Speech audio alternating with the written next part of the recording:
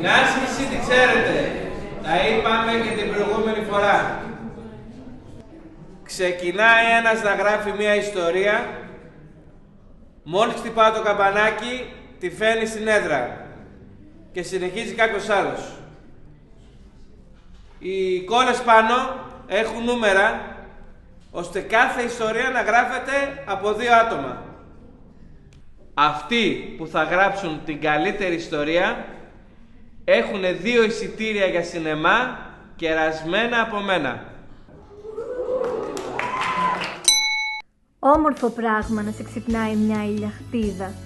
Ειδικά αν έχεις να κάνεις ένα σωρό πράγματα, όπως η Δήμητρα.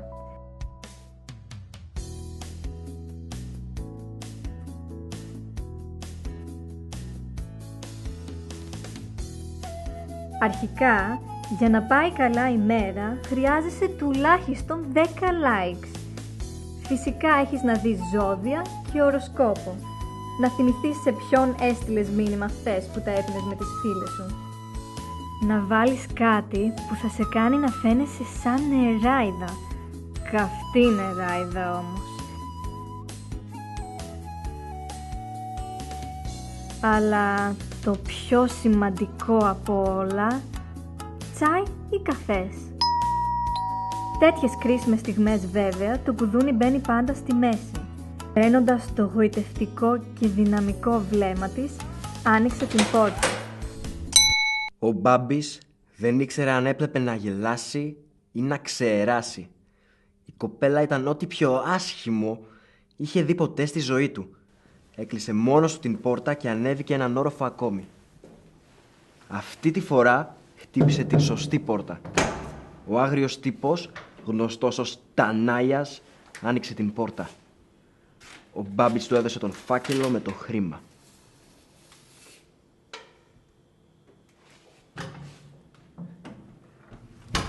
Για κάποιο λόγο ένιωθε ότι τον παρακολουθούν. Όχι ότι είχε να φοβηθεί και τίποτα. Εξάλλου ήταν ο Μπάμπης ο Βαριοπούλας. Όλοι τον σέβονταν στην πιάτσα. Αχ, τι κρίμα που κατά λάθος ένα αμάξι τον πάτησε. Από την άλλη, η Δήμητρα άρεξε στο αγαπημένο της παγκάκι στο παραλιακό πάρκο. Η θάλασσα ήταν γαλήνια, αλλά και ενιγματική. Τα κύματά της γαργάλευαν τις μνήμες, φαίνοντας την υπόσχεση του ανέμου στο υποσυνείδητο, ενώ το γοητευτικό σύνορο του ορίζοντα τραβούσε για άλλες κοσμοθεωρίες. Θεωρίες μιας ξανθιάς. Ήταν η μεγαλύτερη αηδία που έγραψε και το ήξερε. Όμως κάτι χαζογκόμενες το αγόραζαν. Κάπως έπρεπε να ζήσει. Όμως αυτό που ήθελε πάντα ήταν να γράψει για το έγκλημα. Παρανοϊκοί δολοφόνοι, σκοτεινά σοκάκια και μοιραίες γυναίκες. Ναι, αυτά τον ενδιέφεραν.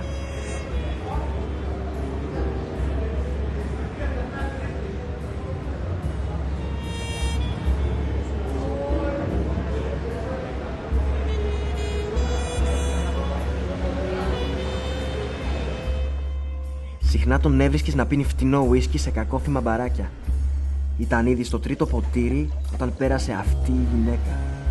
Ντυμένη στα μαύρα, έτοιμη για όλα.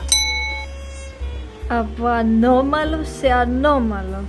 Ένιωσε το γλιώδες βλέμμα του και ανατρίχιασε. Όμως όχι. Όχι, όχι, όχι. Η Δέσποινα τέτοιους άντρες ούτε για χαλί.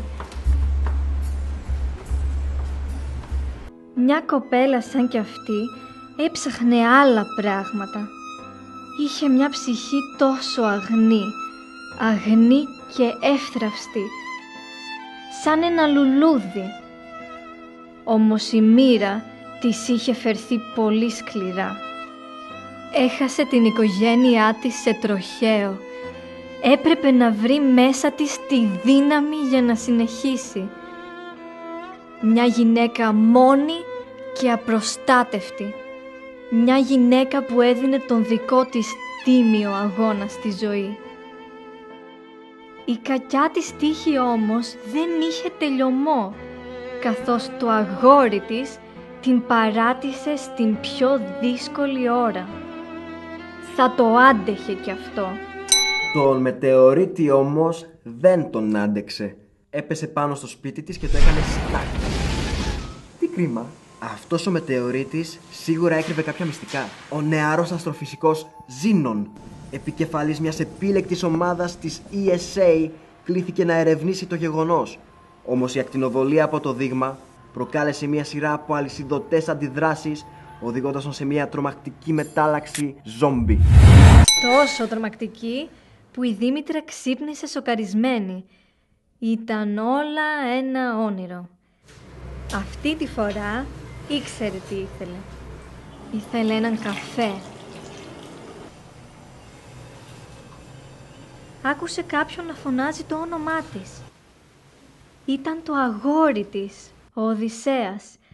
Είχαν μαλώσει χθες, αλλά τώρα ήρθε η στιγμή της αλήθειας, η στιγμή της αγάπης που νικάει τους μικρούς εγωισμούς. Γιατί έτσι είναι ο έρωτας. Και τότε ο Οδυσσέας το φώναξε. Είμαι γκέι! Είμαι τόσο γκέι! Δεν φαντάζεσαι πόσο γκέι είμαι!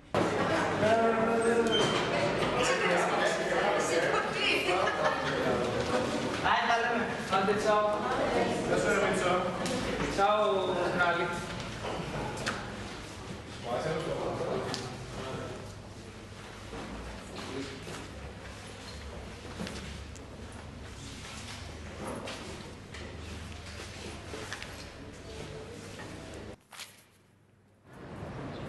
Αλλά δεν φαντάζεσαι τι γράψαμε. Φλακή. Ό,τι και να γράψαμε, ρε φίλε, έτσι κι αλλιώς περασμένο είναι το μάθημα, οπότε Ναι, Klein Minor. να γράψεις κάτι καλό, δηλαδή. Γράψεις, δεν γράψεις, τι φάση. Κάνουμε τίποτα. Λέω να της μιλήσω. Να πας να της μιλήσεις, τρελέ. Τώρα. Ωραίος δυνατός. Εγώ την κάνω, boy. Μιλάμε. Γεια. Να σου πω λίγο. Επειδή σε βλέπω συχνά στο μάθημα του Πέπου, Ναι, είναι αγαπημένος μου καθηγητής ο Πέπος. έλεγα να δώσω το μάθημά του. Αλλά έχω κάνει ρε εσύ κανένα 2-3 απουσίες.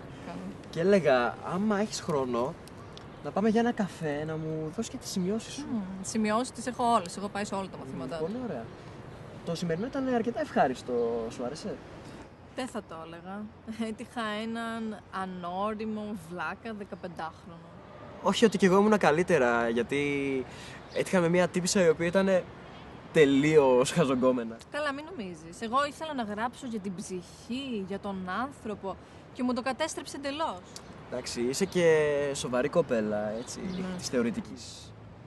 Φαντάσου, ήθελα μέσω του πρωταγωνιστή να μιλήσω για τον έρωτα, για την αγάπη και στο τέλος μου τον έβγαλε γκέι.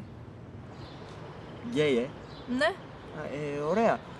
Και τι νούμερο ήσουνα? το 20. Α, ωραία, γιατί με αυτά που γράψαμε, τα χάσαμε τα εισιτήρια. Που γράψαμε, εσύ ήσουν το 20. Εντάξει, μπορώ να επανορθώσω, ξέρεις. Αν θέλεις, βάζω τα εισιτήρια εγώ και πάμε ένα σινεμά μαζί.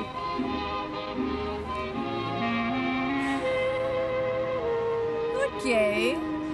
Αλλά ταινία θα διαλέξω εγώ. Γιατί με αυτά που έγραψες δεν σε πιστεύω να διαλέξεις. Ναι, αλλά να έχει και λίγη δράση. Όχι και σαν αυτά τα χαζά που έγραφες. Τα χαζά, γιατί τα δικά σου ήταν καλύτερα. Τότε να με πάρει ο ύπνος με τις αχλαμάρες. Σαχλαμάρες. Τι λες, ρε Homo erectus. Κοιτάς το, έχεις δίκιο, μετανιώνω. Κακό σου είπα να πάω στο σινεμά μόνη σου, να πάρεις εισιτήρια μόνη σου και να δεις ταινία μόνη σου. Μωράντε που θα μου έκανες και χάρη. Πάντα κολλάω με περίεργες. Τι κάνεις? Τίποτα. Είπες κολλάω. Εγώ είμαι γκέι, όπως φαίνεται. Τι άνθρωπος. Λοιπόν, Σάββατο στις 9, Καμάρα. Διαλέγω εγώ, τέλος. Οκ. Θα το δούμε αυτό.